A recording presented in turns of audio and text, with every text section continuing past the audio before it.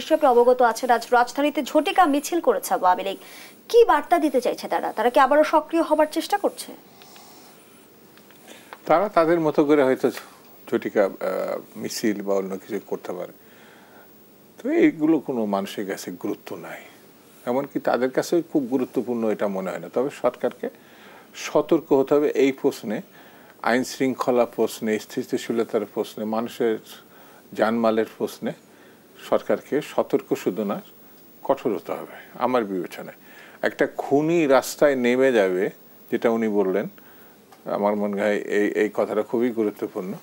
একটা বিচারিক প্রক্রিয়া, একটা খুনি আপনি তাকে মানে আইনের বাইরে রাখা মানে বিপদের মধ্যে অন্যদেরকে রাখা, যারা আইন মানে, যারা শান্তশিষ্ট, যারা স্বাভাবিক জীবন যায় তারা।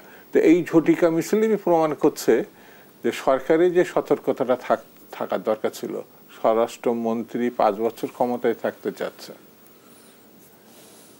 স্বরাষ্ট্রমন্ত্রী ব্যাখ্যা দিয়েছেন, তিনি বলেননি এটি জনগণ চাইছে।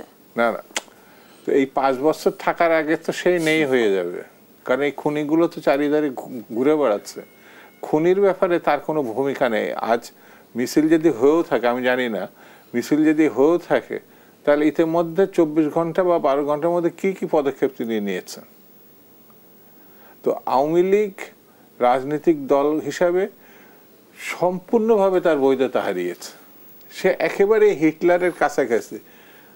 সে আপনি এখন নাজি যে মানে তাদের রাজনৈতিক দল হিসাবে এখনো পর্যন্ত বিশ্বের যেখানেই পাওয়া যাক না কেন তাদেরকে জার্মানির নিয়ে তাদের কিন্তু এখনো বিচারে আওতায় আনা হয়। সরকার থেকে শুরু করে রাজনৈতিক দলগুলো আওয়ামী লীগের বিষয়ে কেন কৌশলী অবস্থান নিয়েছে? আমি কৌশলী বলবো না, সরকারের প্রধান হিসাবে আর সরকারের যারা অন্যান্য সদস্যরা আছেন তাদেরকে এই জন্যই বলবো যে কোনো কিছু অবহেলা করা ঠিক হবে না। যদি অবহেলা করে এর পরিণতিটা খারাপ হিসাবও দেখা দিতে পারে। সেই জন্যে তাদেরকে সতর্ক হবে।